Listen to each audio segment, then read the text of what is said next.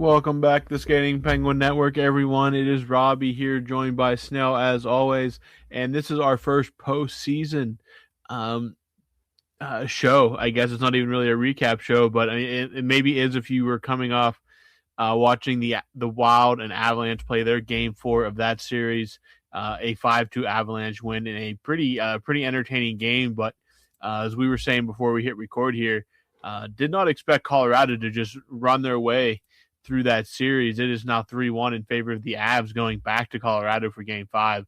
So Minnesota is going to really need a miracle just to stay alive in that series. They've just been outplayed by what looks like a better team right now. But we'll talk about that one here a little more in depth. But before we do that, as I mentioned, Snail is here as well. And Snail, how are things out in Seattle? I know you've been ripping some bushes out in the, I guess, Seattle heat, you said. It must be pretty warm out there. But other than that, how are things out on the West Coast? It's nice, man. It's like it's kind of like fall summer right now. Like I know we're gonna hit a switch and go back into because in Seattle, and this might be in the Pacific Northwest in general, but like growing up, all the parents and grandparents always said, "Oh, summer doesn't start till the day after the 4th of July." Okay. And that's totally accurate in my opinion. Like it's like May comes, and then in May you'll get like some. And granted, it's only like 70 maybe degrees, 72, 73. But because it's been so cold, you're wearing shorts and t-shirts, and you're out, you're putting sunscreen on. So it's probably been like 70 or so, but it feels like summer. But we're gonna hit a ditch here soon, and I think we got some like extreme weather coming in, like some thunder and lightning stuff and all that. But yeah, man, the garden, I don't even have a garden, just the yard, I mean, is like growing crazy right now. And do you have sticker bushes and stuff out there? Like, is that a thing you guys deal with, like blackberry bushes? Yeah, we have those kind of bushes out here. Some have berries, some are just we call them thorn bushes. Thorn bushes, out here. yeah. Sticker bushes. Yeah, we have them out here, and they are like you yanking them out is not. It does not seem like a fun time. But no, yeah, and they grow so damn quick, man. Yeah. I mean, they're basically just they are plant. They're like a fruit plant, basically.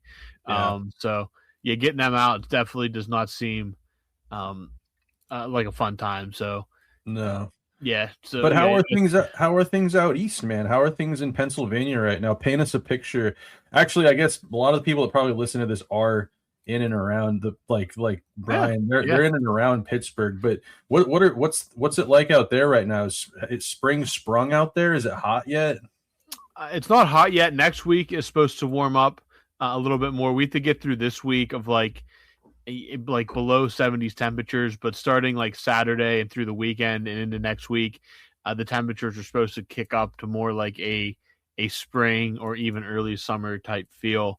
So it's the flowers are out, the trees are starting to bloom, the leaves are coming out. So we're definitely getting some color, but the temperature still has a little work to do to get back to like a seasonable temperature where you don't have to wear a jacket at night, or if you're outside working, I'm sure you could work up a decent sweat. And when the sun's out and you're working in the sun, you definitely feel it a little bit more. But yeah, next week is definitely going to be much warmer than this week. So a couple more days of chillier temperatures before we get our first like sample of summer weather here next week. So yeah, it's mostly just it's at least nice. It's at least sunny, a little rain here and there, but other than that, we're doing pretty well. Yeah, so you guys aren't like wildly ahead of the Pacific Northwest as far as like summer and all that goes. Yeah, no, not quite like that. How are the old Pirates doing this year? Is there maybe a potential hope of playoffs this season? Yeah, I think they're playing well. I definitely think they can find a way, if they can keep up the way they're playing, to be in a playoff conversation come September. So overall, they're not playing terrible. It's better than what they were the past few years. Like there's definitely some bright spots, some places to work on, but it definitely feels like it's going to be a summer of at least entertaining baseball in Pittsburgh. At least something to keep your eye on through those slow summer months. And hopefully once we get to September, they're still right in the thick of things, and we can ride that wave all the way to next hockey season. Yeah, because I mean, I know the Mariners are having a tough time right now, which, you know, it's neither here nor there, but this is the Pittsburgh Penguins podcast, and it's like I have heard that the Pirates are kind of humming along quite nicely right now, but it's about maintaining that through the crazy that the baseball is 162 games. Yeah, is that what it is? 162? It is 162. Yep, that's crazy. You can have like 3 different seasons in one. Yeah, it's and when your team is really bad, man, it is a slog. Oh, if you're out of it by July, dude, that is a slog. Yeah, I mean, I don't know how the players got to keep showing up for like 70 more games at that point, but man, fans, you can kind of voluntarily tune it out, but I don't know how some of those dudes keep going for an extra 90 or 70, 60, 70 games when you know that you're out of it by like the 4th of July. Yeah, man. Well, hopefully for Pittsburgh folk or Western Pennsylvania folk that the Pirates can at least maybe keep some of the mojo that the Penguins kind of were riding, you know, this year, making playoffs and all that, and then you can go, like you said, right back into hockey. So, well, football's huge there too. Do you guys have a quarterback yet? Well, not Aaron Rodgers as of yet. They have some guys on the roster, but not Aaron Rodgers. We're waiting on that. How that plays out, but if that doesn't play out, I don't know what they're going to do. So we will wait and see.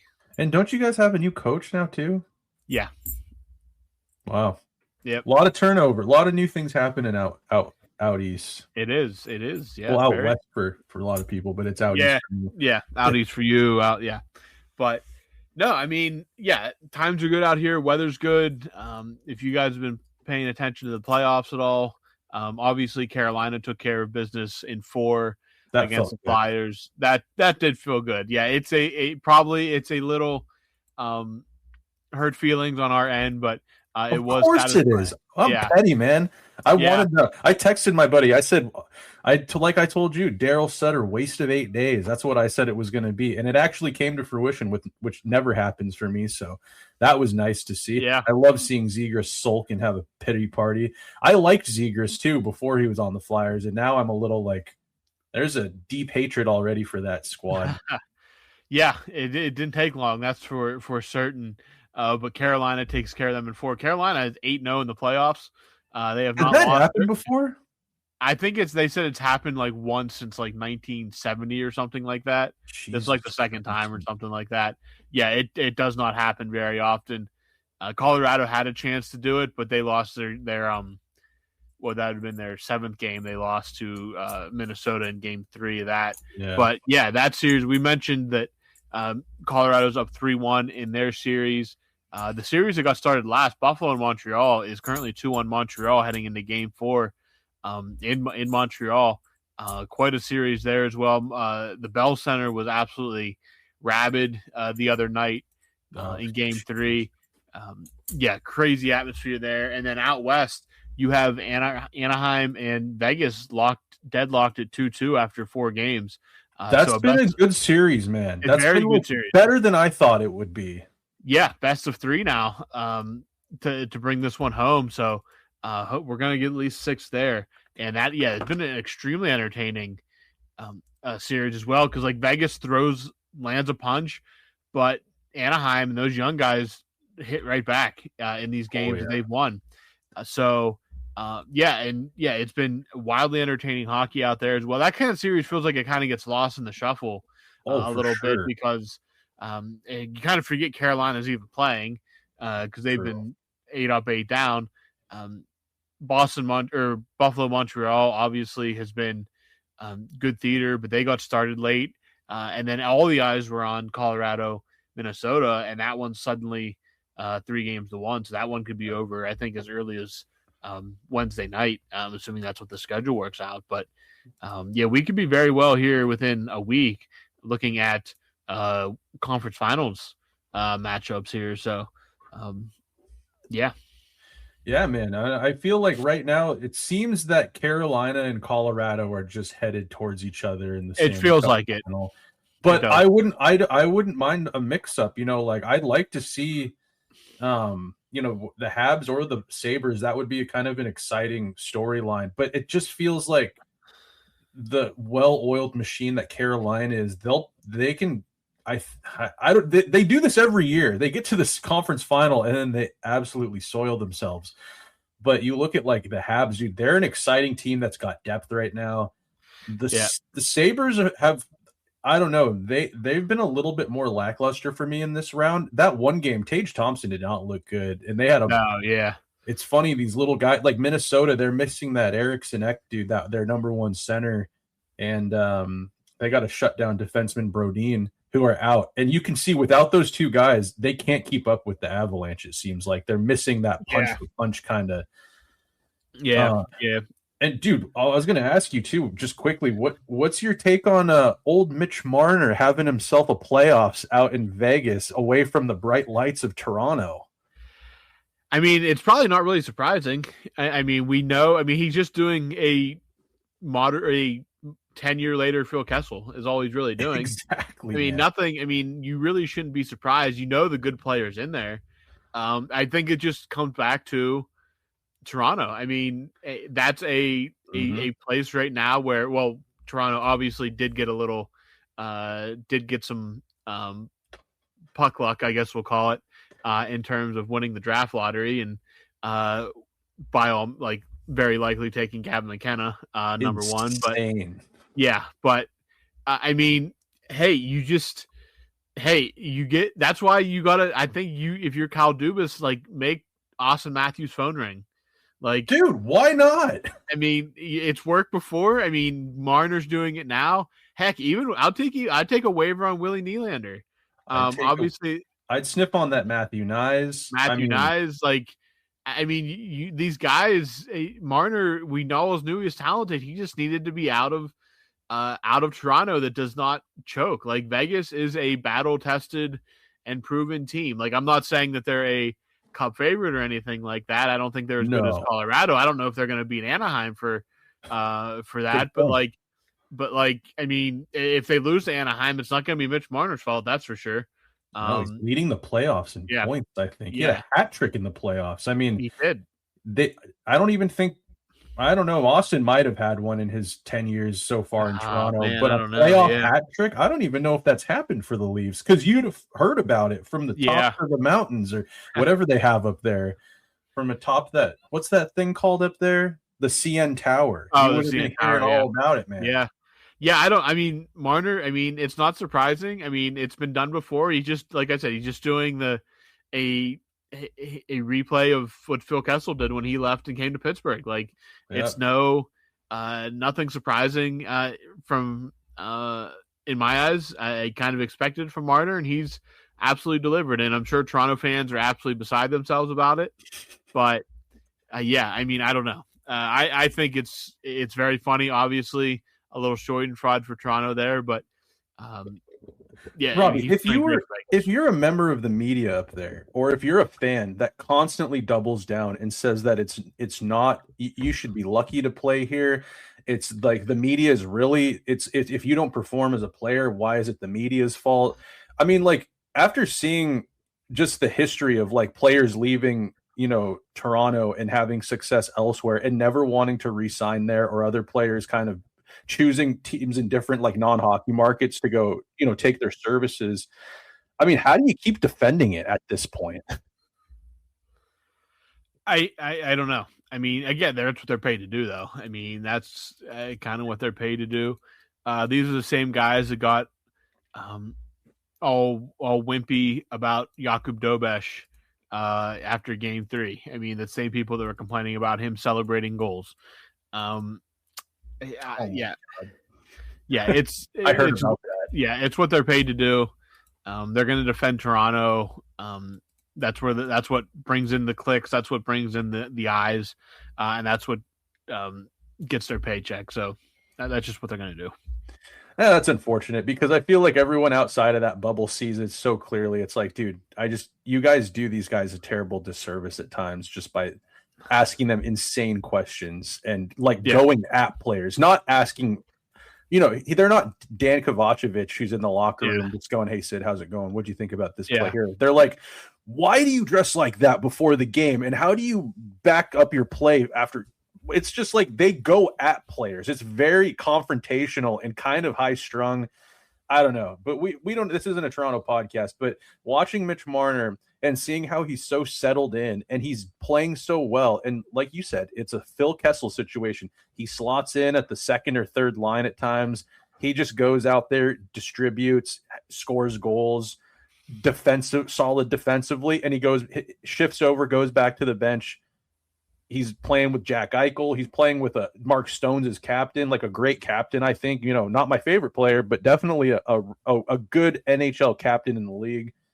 I don't know, man. It's what happens when you have stability that comes from and not a lot of noise. So, anyways, man, it's cool. Yeah, there's some interesting stories that have been popping up here and there from the playoffs, and it's not like we were talking about. It's not over, man. It's going to be interesting to see when these series start to shake out and we start to see the Final Four. Yeah, and we're going to find out here probably within the next, I'd say, week, the way that some of these series are going. Oh, yeah.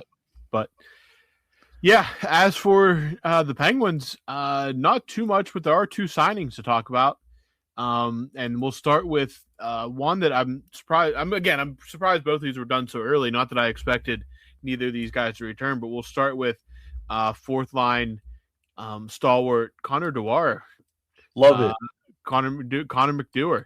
Connor McDewar, 2 years, $2.25 million per season to return to Pittsburgh. That means 2/3 of your fourth line re-signed this year. Blake Lizotte re-signed earlier in the season. Connor Dewar re-signs now just after the season. And I think that means a fourth line next year of Dewar, Lizotte, and I think this is where Avery Hayes slots in. And I think that turns into a very, again, nothing against Noah Chari, but again, some people are going to have to leave and go somewhere else. But I think a fourth line of Dewar, Lizotte, and Hayes can cause a lot of problems and be that buzzsaw, especially with the way Hayes plays. Because, we saw Hayes play a little bit this season in Pittsburgh. That dude is just all over opponents all the time, and he's going to be massively annoying to play against. And he has a nice little scoring touch. All three of those guys have an offensive upside to them as well. Dewar scoring 14 this year. Lizotte, when he was healthy, was producing. And Hayes, we saw what he was able to do with the puck on his stick too. So not only are they going to be a buzzsaw, but they have the potential to provide a good bit of depth scoring as well, if that's the way the Penguins go. Yeah, that's a great call on Avery Hayes. I feel like, I never checked the statistics. I mean, I have been watching a little bit of Wilkes-Barre, and I'm always keeping that guy's he's a top 6 guy in the AHL, but I always kind of pictured him being more of a middle 6 guy, but he's still young and he's got a lot in his game he needs to work on from what I've kind of read about him as far as like defensive play and stuff like that and coverage and all that. I think sliding him in with a couple of responsible guys that can also mix it up offensively and physically, dude, that's a great call. He'd fit right in on that. That'd be a buzzsaw of a fourth line. Not the big, heavy, like we see with the Minnesota Wild with the Folignos and McCarron on the line or something like that, where it's just 3 concrete trucks making a lot of noise down at the other end. It's more of a kind of a hybrid fourth line that's more of kind of like a third. It's a bunch of Tyler Kennedys kind of all on a line. Yeah, that's a good point. And Hayes, Hayes is – we were waiting all year for Hayes to kind of get that breakthrough, and he finally got it right before the Olympic break.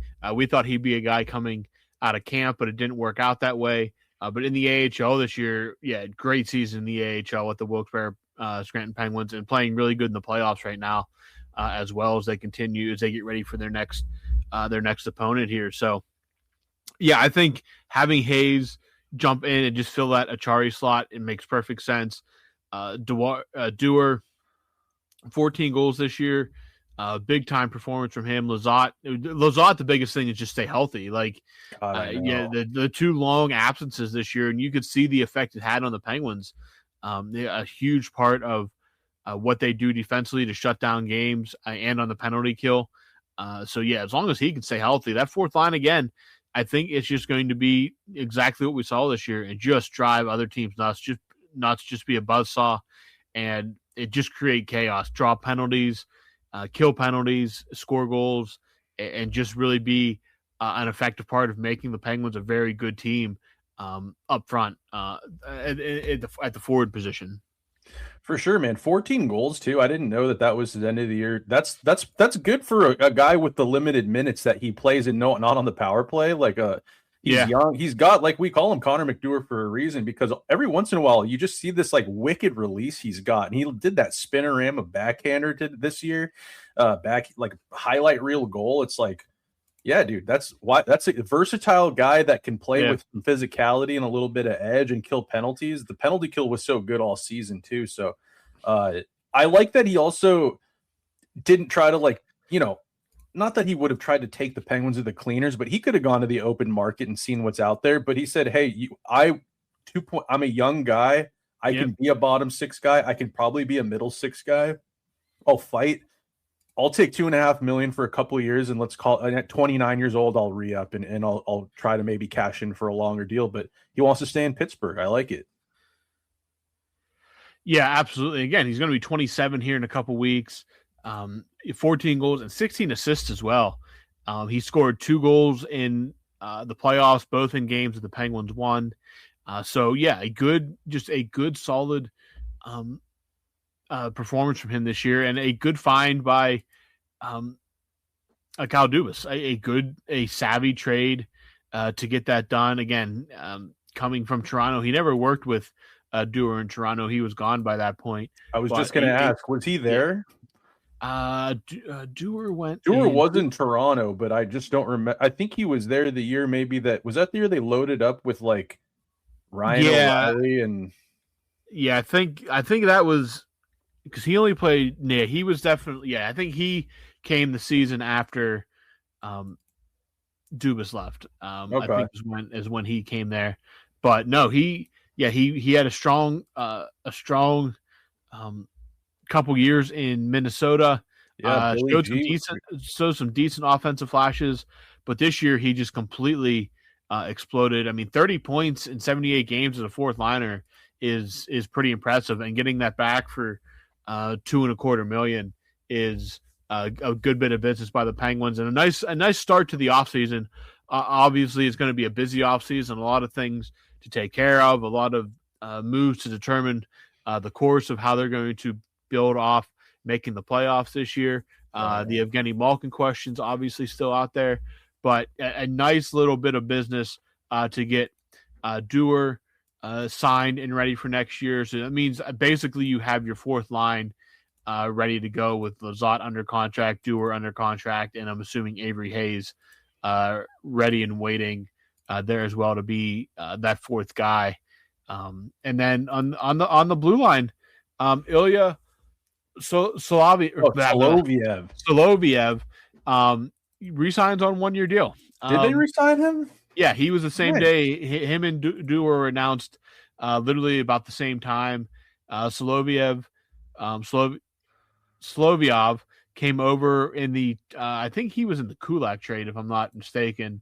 He was from Colorado, though. I don't know what trade he came over in. I have to look. Here it is. Oh, no. He was traded for a 7th-round draft pick and Valtteri Puustinen in January. Oh, that's right. Puustinen. He came before Sam Girard came in the Kulak trade. So, that's again, I was wondering if he would get more of a run. He played 14 games with the Penguins, had 5 assists. So yeah, it's at worst your 7th defenseman, but if not, he's a guy that you can put on that 6th pairing, depending on what happens with Connor Clifton this offseason. You have Ryan Shea. You don't know exactly if Ryan Shea is coming back yet. That's the one that I'm a little worried about. I think you got to work on Ryan Shea next, but we'll talk about that in a second. But getting Solovyov back is on a 1-year deal. At worst, he's your 7th defenseman. But he's definitely a guy that can play bottom pairing minutes, eat some time. He's a left-handed shot. Has decent. He had 5 assists with the Penguins in 14 games. Nothing to really doesn't do too much He doesn't need to do too much on the PK or the power play. He's kind of just a guy out there, but he was solid in his time in Pittsburgh since coming over. So nice to have him back in some role next season, getting that taken care of. So that helps fill out that roster just a little bit more. Yeah, I like it. Yeah, like you said, if he's a bottom pairing guy's seventh defenseman, it's not like he took him to the cleaners either as far as like a re-upping of a contract. It's a 1-year deal, low risk, and he proved to be like decent, like he wasn't really that big of an issue. I know that there was I think I mentioned him earlier in the show, that Dan Kovacevic guy who covers the Penguins, he had a huge issue with him being on the ice at times, and I just didn't know if we were watching the same game because I never really saw I think the games he was in where maybe the Penguins lost, it was kind of a lost game early on. It was never ISO cam on him, like anything that I would be. Yeah, he's younger too. He's Belarusian, I believe. I know that there was like him and Malkin are kind of buddies now. So I don't see what's wrong with it. I like it. He's big frame. Yeah. He talked a lot about Malkin because he was kind of in the same boat as Chinnikov. Malkin kind of took him under his wing. And maybe that's a sign that Malkin is coming back to get Solovyov back under contract. But yeah, we'll see how that all plays out. But that's two guys that, hey, you're on the roster. That's taken care of. You can cross that off the list. For Kyle Dubas, obviously a busy summer, so getting as much off that to-do list early definitely is going to help things as they progress, because before you know it, I mean, it is only May 11th, but before you know it, we're going to be talking about draft and free agency and all that here sooner rather than later. So a lot of questions to answer, and that's two of them that we already have filled in and can get ready to see those guys in Penguins uniform next year as well. But I did mention his name earlier. I think the next bit of business, I think you focus the Malkin question is the Malkin question. That's going to be answered, and I think ultimately he'll come back to Pittsburgh. I don't think there's too much to focus on there. I think the big name out there for the Penguins right now is Ryan Shea. I think you have to bring him back. I think you have to give him some term. He's proven on more than one occasion that he can be an incredibly reliable player, can produce offense, and the less you hear his name on the ice, the better he's generally doing. And I think that is the next bit of business that needs to be taken care of, because I definitely want to see Ryan Shea back in Pittsburgh next season and for the foreseeable future, because I think he could play a vital role in this next keeping the Penguins not only on the rebuild but also in a competitive spot, looking for playoff positioning. Well, we all know Ryan Shea's story. He was in Dallas's organization, and they had a deep prospect pool. They got a lot of young players. They also had a pretty solid blue line, and the Penguins, I believe, swooped him up on waivers. I think at one point back in this was a few years ago. Him and who was the guy? I can't remember his name. Tomasino. No, not Tomasino. Defenseman too. Oh my gosh, it's gonna drive me. Ludwig. Oh my God, Ludwig. He's in Colorado too, or he's with the Colorado Eagles. But yeah, I like that guy. That guy was a reckless SOB out there. Yeah, but he was definitely throwing himself around. But yeah, him and Ryan Shea, I think, came at the same time. Ryan Shea has just gotten better every year he's been in the National Hockey League. Yeah. And last year was his, I don't know the numbers. I'm not crunching the analytics on him or anything, but just by watching damn near every single game this year, he was great, man. Like, and he's gotten better offensively, defensively. He is I don't want to necessarily go and say like a Brian Dumoulin or anything like that, but he's kind of a Mr. Fix-It. He can steady down a puck mover. He can be like the stay-at-home guy, responsible, good first pass, off the glass and out if you need it. He can be a great third pairing, a more shutdown, not even thinking about offense, just keeping the puck, out of dangerous areas, laying the body when he's got to. He's not overly offensive, and he's not overly physical, but he's just a smart, good player, and he's gotten so much better. I just think that now is the time to let him walk when he's starting to reach sort of a peak in his career. I think now is when you double down and you sign him and keep him I mean, we took the risk on him. It's almost like we paid to develop him all these years, and you're just going to let him walk. I don't like the idea of it. That's a Seattle Mariners move if I've ever heard one. You basically pay for him to develop, and then he goes and he finds success for another organization. I don't know. I don't think he's going to be asking for, like a Cale Makar contract either. Yeah, absolutely not. Again, he was not drafted by the Penguins, but the Penguins picked him up on waivers, and then he's only ever played for the Penguins. Like, that's the only NHL action he's ever had. He has played he played 80 games last year. He put up 6 goals, 29 assists, 35 total points. So I mean, again, the guy can find the back of the net. Did he score in the playoffs? He did have a goal. No, sorry, he had an assist in the playoffs. So, yeah, he did have an assist in the playoffs in the Penguins Game 5 win. But no, Ryan Shea is a guy that that he's reliable. Like, he just goes out there, does his job, is not flashy, but you don't need a flashy guy in the third pairing. And he's a guy that can move up and down the lineup. Like, he is, if a Sam Girard goes down, or if Parker Wotherspoon goes down, like, you can move him up to play with Letang or Carlson and be completely fine. And I think that is a super valuable trait to have. Again, not going to break the bank. You have a ton of money to begin with. You have a lot of money. Like 40 40 million in cap. Once everything officially comes off the books, I think it's like 42 or somewhere in that ballpark. And you again, I still think the big move the Penguins make this year is a trade. I really think they're going to go big game hunting. That's just the best thing. I'd rather them do that. I'd rather give up trade assets than spend a truck ton of money on a guy like Darren Radish or Alex Tuck. Those guys are in for big paydays wherever they're going. I'd rather go big game fishing, big game hunting with a Jason Robertson or an Austin Matthews or something like that, rather than throw that money at a free agent that's having a career year at like 32 or 33, like Anthony Mantha. Again, I don't think Mantha's coming back either. I pray he doesn't come back. I don't want to see him in a Penguin sweater. He disappointed me so bad in the playoffs, man. And the reason it hurts is because I knew he was going to turn back into a pumpkin. I knew this was a blip on the radar, but you know what? He made me freaking believe for a little bit. And he made me believe, and I saw him take those dumb penalties, and he wasn't effective. He wasn't physical. He didn't have that swagger anymore. I go, this is what you always turn into every time you're having a good year. I'm happy. Your stock has definitely risen. I hope another team buys you, but I deem you a lemon. And my mind won't be changed on that. But thank you for your service. Yes. Thank you for helping the Penguins get back to the playoffs. Yes. But the clock certainly struck midnight. As soon as I'd rather spend that money on getting Chinakhov extended, getting Shea back, and then going for one of the big fish that's going to be available via trade, because teams are always looking to mix things up. So let's go off the cuff here quickly. Is there anyone in free agent that you would go for? Is free agent now? We all know as Penguins fans, like, the free agency has bitten them in the rear end, like a rabid dog, and it's had lasting effects. You look at Tristan Jarry.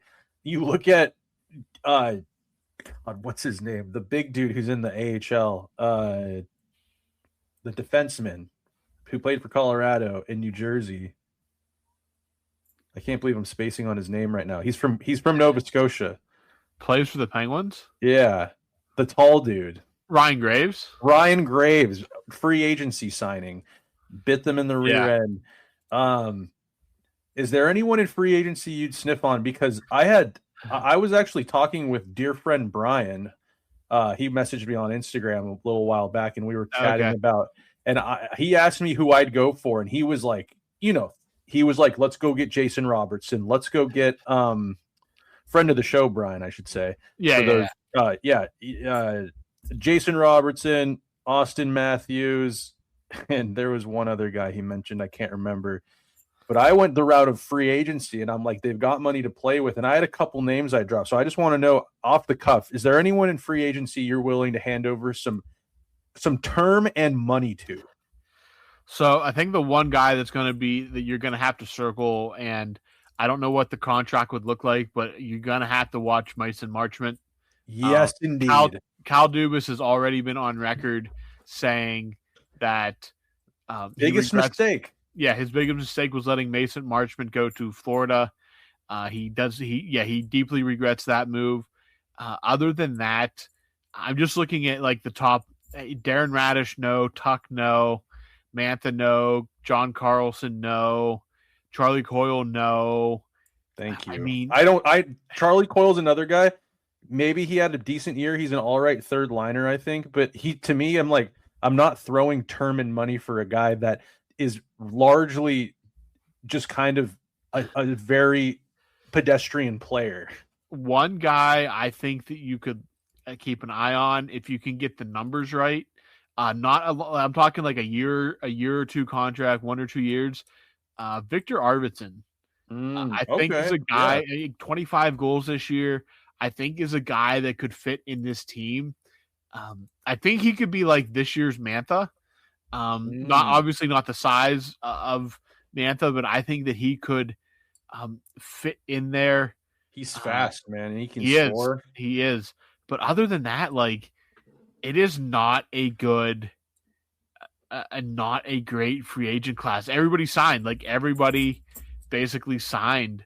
I'm just looking through it here. Like, I just don't see anything that really sticks out other than Marchment and maybe looking at a guy like Arvidsson. That's why I think your best bet is going to be taking a run at a trade. I was actually, I know Tuck's resigning in Buffalo. Like, I know he is, but I was saying if you could do a sign and trade and somehow just have to move like Raquel and like a first or something for Alex Tuck, and you're going to pay him $10 million a year, I think I would pull the trigger on that personally. But I know in my heart of hearts that, I mean, he's from Western New York. They just made the playoffs. He's an impact player there. He's probably one of the number one selling jerseys. I just can't imagine him pulling the plug and saying, I'm not signing back here. The other guy that I was talking about signing, and I don't know how you feel about him, but he's actually currently still playing in the playoffs as well, and that's Michael McCarron as a fourth liner. He actually got the butt end of a stick today from what's his name, Josh Manson, and went absolutely ballistic on the ESPN. They interviewed him and he called him a dirty player. I was telling a friend of the show, Brian, that I was like, dude, honestly, this is before you mentioned Avery Hayes, where I was like, hopefully Avery Hayes is like a second or third liner, but I was like, replace Achari with a slightly younger McCarron, just a moose out there who can kind of score. He can be a menace as far as a forecheck goes. Yeah. But I think he's like 30. I don't know. It doesn't really fit necessarily. He'd be like a deadline pickup kind of guy, maybe. Yeah, you know what I mean? I could see that. But other than that, it's kind of an odd class of free agents. Yeah, I mean, a bunch of names came off the board with signings, throughout the season. So like it kind of got into a wasteland. McDavid was obviously in that position until he re-upped in Edmonton, which that's a whole nother story as well. So it's very. I don't know what's going to happen in Edmonton. It's going to be really interesting. Does anyone know what's going to happen in Edmonton? Is there any answer out there that, like, I mean, McDavid's probably like. I can't imagine. I honestly cannot imagine what that feels like. The vibes out there are just so rancid. They're just not that they're ever good, but just after going to back-to-back cups, you trade away the goalie that got you there for the worst version of him, and now you're saddled. And now you're saddled with that contract for another, I think, 2 years. McDavid has only signed 2 more years. Stan Bowman doesn't really know what he's doing. You took a major step back this year, but it doesn't seem like there's any avenue to taking a step forward. I mean, they let those 2 young guys go, and like Connor McDavid's like best pal and Connor Brown. Yeah, like the McLeod that they had Connor's wedding. I remember that whole thing. Like the whole team was like coming off of they were like a team. It seemed like, they had real chemistry. And then Stan Bowman goes and puts his stinky mitts in there, and he goes, "Let me just tinker with this whole thing and get swindled by the guys in St. Louis for that, the 2 offer sheets for 2 really good players that were young. It's just, I mean, it's actually, if you're an Oiler fan, you're probably borderline heartbroken with just the way things have panned out. They knew they weren't getting back to a 3rd cup in a row. You know what I mean? Like, they knew that wasn't going to happen in their heart of hearts, but you hope, and then you just see the way this roster is constructed after having your, just your hearts ripped out twice by the Florida Panthers and Matthew Tkachuk. It's gotta sting, man. I mean, Sting doesn't even recover it. You probably start to go, it's kind of over, I think. Like, it might be, maybe it's like a Penguin scenario where, they got to those 2 cups, and then maybe in, almost a decade later, maybe you come back around and you find some magic in 2032. Yeah. Something. I don't know. Yeah. If McDavid wants to play for the Penguins, I think we could make that work with the cap. We'd make it work. You that's something you find a way to make work. That would be, If Connor McDavid says that he wants to play for the Penguins, you get whatever number crunchers you need together, and you find a way to make that work. Yeah, I'm sure Dubas has a lot of number crunchers. Yeah. Dubas looks like a number cruncher himself. He does. I was going to say, does the idea of Austin Matthews perk your ears up? Like, would you be listening on Austin Matthews? Like, honestly? I would. If you're coming from Toronto, I would be listening. Yeah, I would listen on Austin Matthews. I'd listen on William Nylander. I'd listen on Matthew Knies. I would listen. There's a lot of guys out there I would listen. I'd listen to. Let's put it like that. Yeah, I would say I'd listen on just about anything, but the second the name Ben Kindle's mentioned, I'm hanging up. If that's where we're starting, then that's a no-go for me. What if it's like Rutger McGroarty, Ville Koivunen, and Owen Pickering? Yeah, then I'd be a lot more willing to listen. Again, let's put it this way. If Ben Kindle's mentioned, I'm not really listening at all, but I'd be willing to listen to just about anybody else in the farm system, short of Sergei Marshov. What if it's like Joel Blomqvist and Brunick? Yep, fine. Brunick would be tough, but man, it depends on who the player is. It really depends on who the player is. Austin Matthews, and he's guaranteed to get you 45 goals next year. Oh, yeah, that's an easy sell. Brunick and Blomqvist? Yeah, that would be an easy sell. Yeah, I don't know, man. Yeah. He's not sold on staying in Toronto, and Pittsburgh, they could show him tape of 2015-16 of what happened when Phil Kessel showed up. Yeah. And, he'd look really nice slotting in as a second-line center behind Sidney Crosby and or vice versa. What if Matthews goes, let me take the hard matchups, and Sid, you just go work the puck down low and do what you do below the dots? Could you imagine the power play? Yeah. Malkin's out of that spot, and you got Sid down low feeding Matthews and Rust feeding them little one-timers here and there.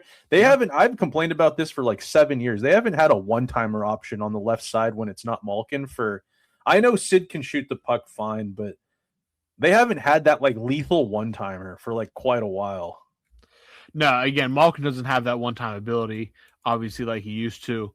Kessel didn't really have a one-timer. He was more of a wind it up and let it loose with a wrist shot. But again, he was on the opposite side. Crosby can crank it every once in a while, but he's not really that's not really his forte. But Malkin, every once in a while, Malkin will be able to wind one up and let it loose, but not. I mean, it's not nearly as violent as it was when he was in his prime. No, I think it's shoulders, dude. Like something about. I mean, he's got a lot of miles on that body, dude. Like, he's had surgeries. You need a ton of leg strength too, and like I don't know how much the knees allow you to cork that up anymore. So yeah, I mean, having a guy like Matthews, again, Matthews doesn't have the most lethal slap shot, but he has enough that he would completely change that power play dynamic. Oh God, he'd look good in black and gold too, man. He would. He certainly would. But well, other than that, man, it's like it'll be interesting because, like you said, the draft is in what about over a month, 5 weeks, I'd say 5 weeks. The Penguins have. It's not like a couple of years ago where they have no first round pick and you're not worrying about them picking until later in the second round or something. They've got they've got at least one first round pick this draft, and then they've got a plethora of seconds, I believe. Yeah, they have a ton of picks. It's insane. Maybe a little drama on the floor, on the draft floor. I mean, you have that many assets. It would not shock me if there's not some move. Again, last year they had one first round pick and ended up taking 3 different players. No, they had 2 because New York gave them theirs. So they had 2 first round picks and ended up with 3. So it was Bill Zonin and then that one dude's kid, Horkoff's kid, and Kindle. Yeah. That Bill Zonin, is he going to play in the playoffs for Wilkes-Barre? Their head coach said sounds like he is going to here. They start their series on Tuesday night, so it sounds like he is going to get some game action. That's exciting, man. Have you been watching any of those? Can you watch Wilkes-Barre on your local networks out there? Not locally. I just watch highlights and follow along. Yeah, I've been able to find whole games on YouTube by some random account that puts them up after they've been played. So I've watched a couple of games, and they look good, man. Yeah, they've looked really good through. Is Boko Mama a first line winger in the AHL? Maybe he is. I don't know. I swear he's on the first. He's the left winger. He's like their.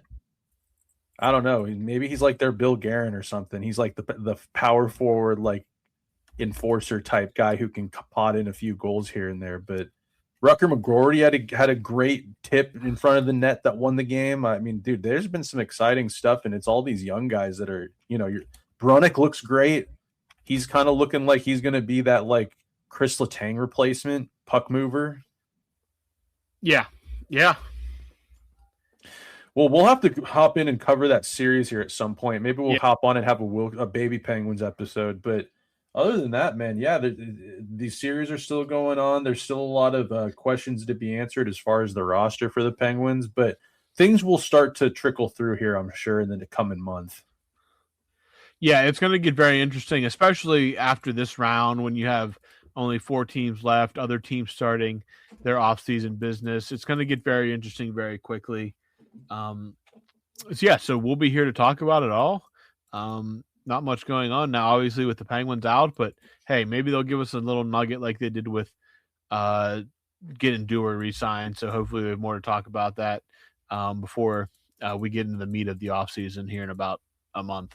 Yeah, I hope they sign I hope it doesn't drag on too long. Yeah, I'd rather just get it done and over with. That would be very, very nice. If they're gonna re-sign him, just let's get it done so we don't let's keep Canada from being able to talk about this as much as they probably want to. Yeah. Well, Robbie, that's all I got, man. It was nice to catch up on some hockey stuff here. We gotta come back with like a mile in Kyle's shoes before too much stuff happens, so we can put our hot takes out there. Absolutely. All right, man. Is that it? Sounds good. Yeah. All right, guys. So thanks for tuning in. We'll be back here at some point to discuss more off-season content.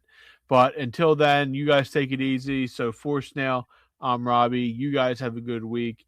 Enjoy some playoff hockey, and we'll be back here before you know it.